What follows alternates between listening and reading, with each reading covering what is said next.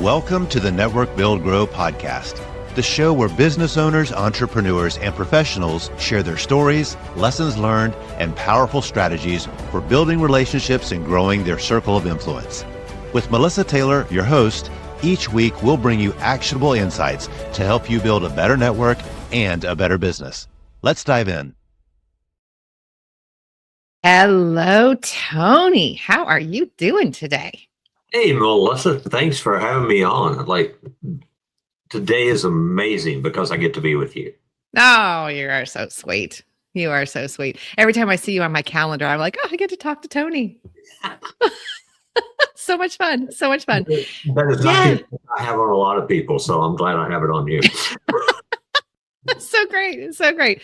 All right. So tell me, I know a lot about your business because we've talked quite a bit about it, and you have quite the career.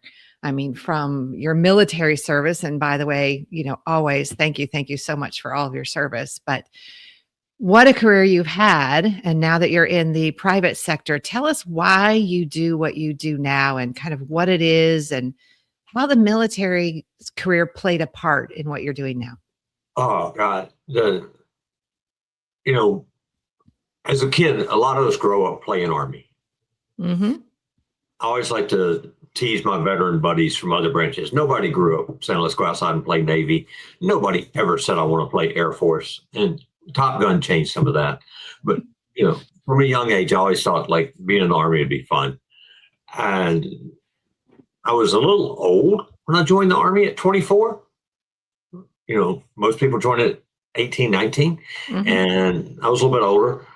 But why I do what I do is because of 27 years in the Army. You and I have talked a lot, and I started off as a private. I got told I was going to become an officer when I didn't want to be told I was going to be one. And I followed that path. And, God bless General Wofford for seeing something in me that I didn't recognize and didn't see it, and forcing me to get out of my comfort zone and out of what I wanted into what I should be doing. Because thanks to him, I've had a great career, got my education, bachelor's and master's because of the Army, attended the Army War College for a couple of different courses, joined the Army, see the world. You won't see the good parts, but you get to see it, kind of thing. I think I've been in 35 states and 3 continents. I always like to say I've I've been drunk on 4 different continents, and that's all thanks to the Army. But it all gets back to what I do today. I learned in the Army that the biggest purpose you can have is something bigger than yourself. Mm-hmm. And what I do today as an executive advisor, storyteller, public speaker, coach, whatever you want to term it, I don't care. I like to help people increase their impact in whatever lane they're serving. And I like to help people figure out what their bigger purpose is and how they can serve that purpose while earning a living to support their family and having to have that maybe corporate job, maybe entrepreneur job, whatever it is. Because, and this is something that happens to a lot of veterans, I lost my purpose when I left the Army. And it took a long time to figure out my purpose again. And I think the advising, coaching, strategy work, whatever you want to call it, I really don't care what you label it. Yeah. Running my own firm. I learned I should have shut up and listened to my wife because she told me years ago I needed to do it. If everybody would just do that. Listen to your wives. I mean, if everybody would do that. Well, not everybody, because some people, but anyway, my wife and I are an amazing couple. She's amazing. Being married to me made her a couple. So we're an amazing couple. But that's really why I do what I do. I love helping people grow and change how they impact the world around them. And that's really what I do. Yeah, it's interesting that you said that there was a particular person in the Army, Wofford, I think you said was his name, that pulled out things in you. And so now you're actually kind of paying that forward and pulling out things in other people. Yeah. The funny thing is, he told me I was going to officers candidate school. I told him, what? I was his driver. He told me I was going. I told him I wasn't. We kind of had this thing. And of course, 2 weeks later, that's where I was at, right? I didn't see him again for over a decade. Wow. And when I did see him, I was stationed at the Pentagon. Wow. And there was this group of generals I was supposed to be escorting around for a couple of days. And I heard this voice out of the back go, "Are you going to run us off in a creek again and get us stuck?" And I looked up and I saw him. I thought, oh my God. And now William Walford, he's retired, lives in Arkansas. We talk about once a year. Wow. That's so great. Yeah. Like I love the guy. He saw something in me that I refused to see. Yeah. And he pushed you. He pushed me and he forced me to go look at it. Mm-hmm. Yeah. Now in the Army, that forcing looks a little different because it's orders. Right. But yeah. In all seriousness, Melissa, I think all of us have somebody in our past or maybe our present that's challenging us. Yeah. And that's some of the work that, and you're a coach for a lot of people in a lot of different areas. Yes. And that's something as coaches that sometimes we find ourselves doing, right? Yes. And, that's great. That's great. So you are a speaker, you are a consultant, you are a coach. Like you said, it doesn't really matter what you label you put on it. Sometimes you call yourself, and I can't remember the exact word that you said. I think it was executive something. Executive advisor and advisor. Yes, executive advisor and storyteller. And I just think that is such a great description of what you do, because I've heard you say this before, that you don't make decisions for people. You help guide them to a decision for themselves. It's the only way you can really help people. In my opinion, as coaches, we don't own the outcomes with our clients. They own it. So I can pull a 3-ring binder off my shelf, you can't see it, but I've got dozens of books on the shelf behind me. I've got another bookshelf to the side with a dozen more. There's mine. Right. And we all have storage bins full of books we don't use anymore, but we can't get rid of. I can show you, I can lay out, Melissa, here's the 8 things you need to do, this oriented, but that doesn't really work. Right. Melissa has to come to that decision on her own. She has to develop it. It's my job as an advisor just to help you get there. And then, of course, once you're there, hold you accountable for doing it. Right. Exactly. We have activities. And then we have actions, but we have to have accountability along with that as well. Absolutely. People need, really, a lot of times, just an accountability partner. Yeah, absolutely. And I also know that because I do work with you a little bit on your speaking career, I know that you also get people to see how their decisions affect all the way, I think you call it 4th and 5th level thinking. So how it's not just going to affect the immediate, it's going to affect kind of the domino effect after the domino effect after the domino effect. Yeah. And what I like to tell people is there's 5 layers of decisions. There are 5 layers to your decision. The first layer is a tactical thing. And so many business owners are kind of stuck. And I hate using the word stuck because it sounds really bad, but they get focused on the tactical. How do I fix today's problem? What I try to encourage them to think about is fixing today's problem creating more problems down the line that you're not going to know you created for a year or so. But the first level is the tactical. How does this decision impact right now? The second level is operational. How does this decision affect the operations of my business or my life or whatever? The third becomes systems. How does this decision affect the systems we use in the business? And a lot of leaders and a lot of business owners are really kind of pretty good at first and second, and they can get to the third. The fourth is where that 4th level of decisions, how does this affect our company or our life, our culture and our DNA? Who are we? if I make this decision. We move from being very relationship based to very transactional or very impersonal. We make this decision to implement an AI tool, and it shifts our culture because we move away from a personal touch. Right. Or whatever. But the fifth level is our legacy. And they don't get there all the time when they're making that immediate decision. Right. How does this decision affect what we do 10, 15 years from now? And I've had business owners say, hey, Tony, I can't always predict that because tariffs, stock market, whatever. Right. And I'm like, yeah, but if you're thinking about it at that level, you're making second and third level decisions that no, you couldn't predict tariffs a year ago, but you were thinking about what happens if my vendor increases my price of my goods. Yeah, you have a better grasp on the concept. Right. It's how to think.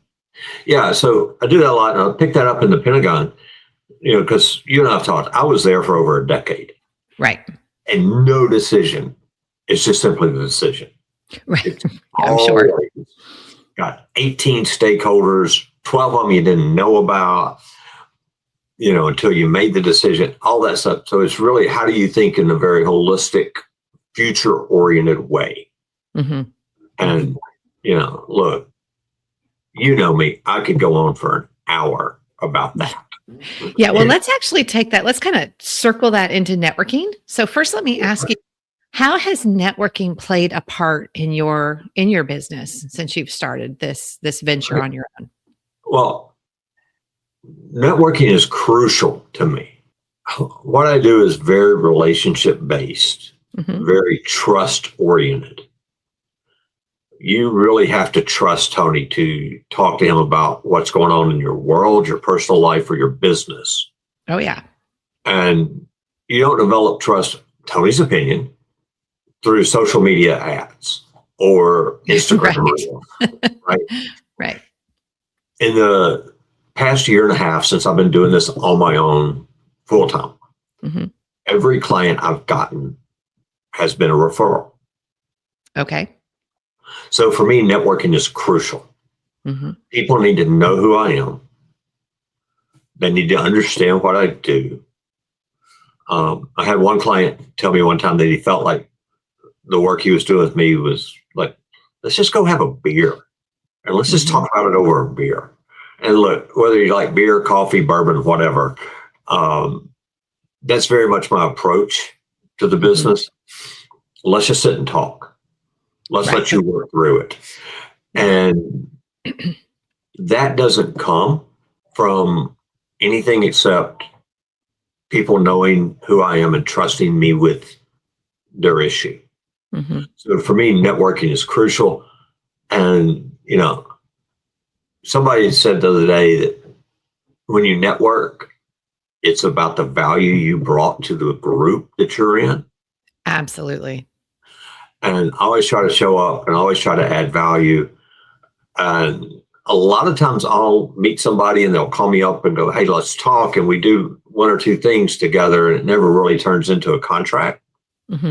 Never really revenue generating. But those are the people, Melissa, that always come back and go, Tony, I want to bring you in to our company and do something. Or I have somebody that I'd like to introduce you to. Right. And those are what turn into something. Right. People that network, and I think this may have been something you said or something I heard somewhere along the line. There's a difference between networking and prospecting. I say that all the time. Okay, so what would you? Let's give you credit for that one. The people that show up at networking and just throw business cards around and go, I sell marketing, I sell this, I sell that. I see them a lot, and they always seem to walk out with their head down. Yes, absolutely. And to me, I would tell you, I never try to sell anything at a networking event. Yeah, I think it goes back to your fourth and fifth level thinking. Like that's like level one. Like you're just doing the tactic. You're just tactically going out and doing the networking. You're not getting to the systems part and the relationship part, the fourth and the fifth level of networking. Right. And the fourth and fifth level really comes from I'm going to be here a long time. Right. I'm going to be around. If you don't need me today, great. If you need me 18 months from now, shoot me an email. Pick the phone up and call me. And I'm a boomer, so call me, right? Yeah. I'm not going anywhere. Right. I'm just not. And I think that's one of the things that a lot of solopreneurs, and I meet them all the time, like they get into the business and they think if I build it, they will come. But they have this real urgency that they need to generate profit immediately. Right. One of the things that I did before I left corporate America, and look, for your listeners, I was in finance at a couple of different big financial institutions, right? I took a look at it, again, fourth and fifth order. I started thinking about the problems. Like, what if I don't generate revenue quickly? What do I do? So I built a financial plan that said, this is how much run rate I've got before I have to make money. And this is how much run rate, this is how many months before I need to make money. This is how many months before I need to make profit. Which is different. Revenue are things, right? Your financial person will tell you that. And I had that in place before I ever did this. Smart. Again, thinking beyond the first. Yeah. Thinking without the blinders on, so to speak. Yeah. And, you and I have talked, and one decision can lead to 244 different outcomes. Right. I played out about 80 or 90 of those outcomes. Yeah. So, and when you bring that back to networking, one decision, you make the decision to go to a networking event or to engage in a networking group you make the decision that this is a long-term relationship building exercise. If you make that decision, it could turn into 244 clients or opportunities. But rather, if you make the decision that you're going there to find a transaction, it is not going to turn into 244 opportunities. It turns into 2, maybe 3. Right. Maybe. And I think that's a key thing. And I've listened to a lot of your podcasts on Network Build Grow. And, Truth in Lending, you and I worked together for a few months on some different projects, right? Yes. The thing I have taken away from that's really changed my focus is getting back to the relationships. And you're calling it fourth and fifth order. I'm thinking more of the human element of it. Is that I can't show up at a networking event with the idea I'm walking with clients, because number one, what I do is very relationship based, is very trust based. Yes. And let's be candid, it's also very expensive. Yeah. Oh, yeah, absolutely. Right? And long-term commitment. Right. And I return a high value for that. I'm not selling Girl Scout cookies. Right. And God knows I love Girl Scout cookies. I think I helped our next door neighbor's daughter earn her cookie merit badge like 4 years in a row. Oh, well, next year, give me her number. Well, she's out. She's aged out. So I had She's to find a new drug dealer this year. But, I'm the guy that orders 35 to 40 boxes at a whack, right? Yeah, because they freeze well. Right. I stock up for a year. And look, they don't last a year, so let's just be honest about that. I always come back to, if I go into a room, it's who can I get to know? Yeah. And a lot of people, this is a mistake I want to talk to your listeners about. They go to the networking event, and even if they go to the same event, same group, whatever, 2, 3, 4 times, you've got to do some homework outside of it. Some of the people that have been on your earlier podcast, some of the other people I've met through you, some people I meet through at my other networking venues, I always look for who is it I'm interested in? Who is it that does something unique? Who is a little bit different? And I reach out to them after the event. Like I get a business card from them, or I get an email. I've got my dot card QR code on my lock screen. So they just scan, and we just scan it and exchange information. I connect on LinkedIn with people really quickly. But how do I set up a one-on-one time with you? Right. Virtual, or grab a cup of coffee, grab a drink at the end of the day, whatever it is. how do I set up some time to really sit with Melissa and know her? Mm-hmm. It's the only way to right. And I think that's a component people miss about networking. Mm-hmm. They think I go to the event and I'm going to generate business. Yeah, that's not it. Or I'm going to go to the event and something will happen. Yeah. You have to put in the homework. Mm-hmm. The follow-up. Mm-hmm. Send that follow-up email. Hey, Melissa, I met you yesterday. Mm-hmm. It was great. Yep. And it doesn't mean you have to have a one-on-one with every single person you met. No. But go to the same events because you'll see the same people and build that relationship. Do the follow-up, do the work, put in the reps. I always say that consistency plus time equals trust, or competency plus time equals trust. Absolutely. And show up at the event, show that you have value, spend time with people. Mm-hmm. That's where the trust comes in. Mm-hmm. And that's where that's where the business comes from. That's where the doors open up. Yeah. Right. And again, every client I've ever had has been a referral. Yeah. It doesn't mean that person's going to be the person having the transaction with you. Yeah. But they're in your network. And I get random emails every week, Melissa, from people I've met that are saying, hey, Tony, I met D, and you and D have a lot of stuff in common. You two should connect. Yep, me too. Every week I get emails like that. And I try to do that all the time. Yeah. Especially when a veteran reaches out to me or somebody connects me with a veteran. Oh, yeah. Somebody we're about to be a veteran, they're leaving the Army, Navy. Had a call this week with the guy that is not a client, not going to be a client ever, but he's leaving the Navy and he wanted to know some stuff. He and I talked for half an hour. That's great. Immediately, I sent 3 emails that day to people I know saying, here's a guy that has a need. You can help with that need. Would you mind connecting? Every one of those people reached back out to that individual, set up time, and that's what networking is. Yes. Because you never know the connections that might come out of a connection that you just casually even make. Right. And this guy's looking for a job. Yeah.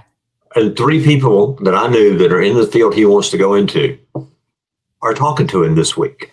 That's so wonderful. That's so wonderful. If you network for your business, you already know follow-up is everything when it comes to growing relationships and driving success. But here's the thing. Most of us want to follow up well. We just get stuck.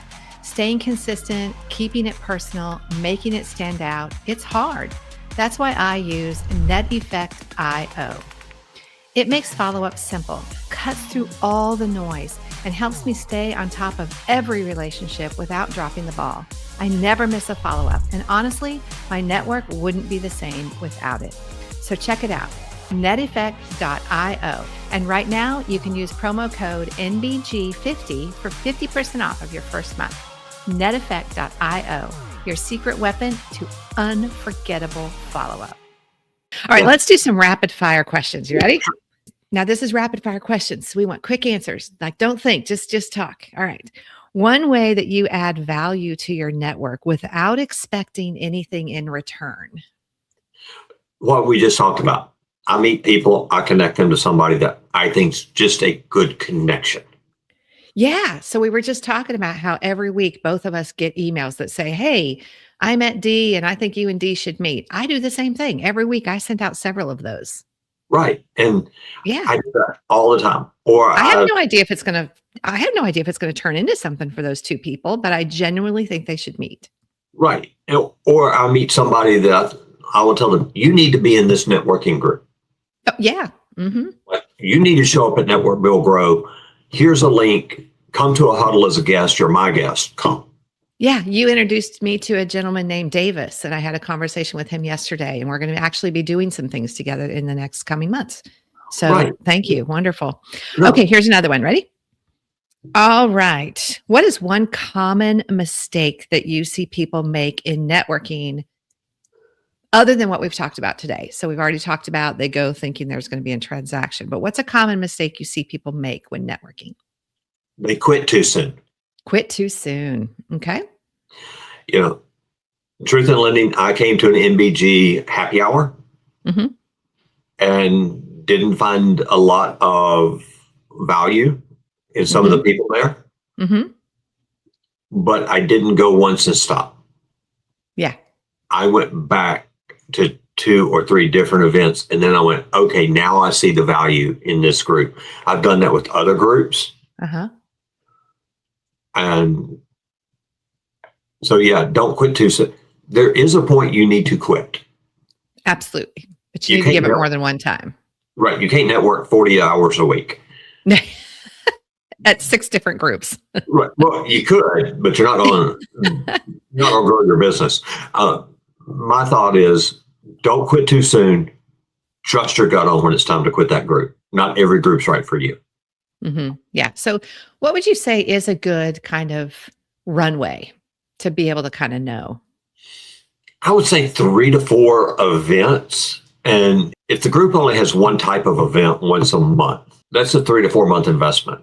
Okay. Which sounds long term, but it's really not in the big scheme of things. I mean, right. Yeah. Once a month. It's an hour and a half. Go do it. But I would say 3 to 4 events. By the 4th or 5th event, you should know if that group brings value or if you bring value to that group. Yeah. What are some of your bars? Because like some of my bars are, for instance, if I reach out and they don't reach out back, that's a red flag. If when they do reach out, they're either putting me on their list and I'm just all of a sudden getting all their newsletters, or when they reach back out, they're trying to sell me instead of build a relationship. That's a red flag. What are some of yours? The sell me is a turnoff. Oh, absolutely. Like, I know I need a new website. I know I need a new, like, that part of my business needs to be better. But don't reach out to me and go, oh, I can improve your website. Don't sales pitch me quick. Yeah. I think the other thing that is the red flag for me is what I call business card ninjas. Some of us are of the era that we grew up on Bruce Lee movies and the ninja stars that the kung fu karate people would throw. Yep. Don't throw your business. If you're throwing business cards like that, I don't want to be in your network.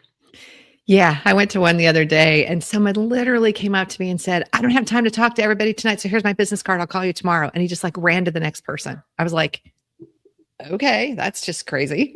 I will take those business cards and I will drop them like at the auto dealership or whatever, where they have the little, drop your card in and get a free oil, register for a free oil change by leaving us your business card. Those type of places.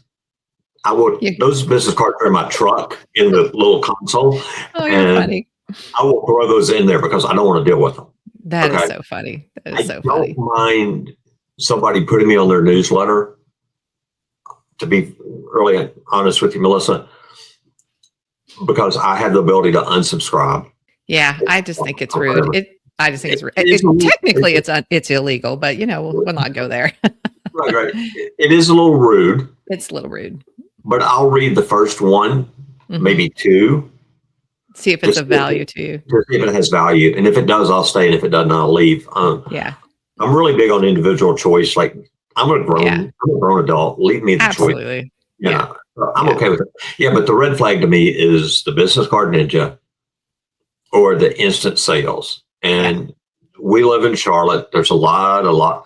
You can stand on the corner in Uptown Charlotte, throw a rock, and hit 7 business advisors with one rock, or financial advisors with one rock. Yes. I have one. I like him. I realized last night that he had doubled my money in 3 years. That's great. Yeah, you're not going to pull me away from him, so don't sell me.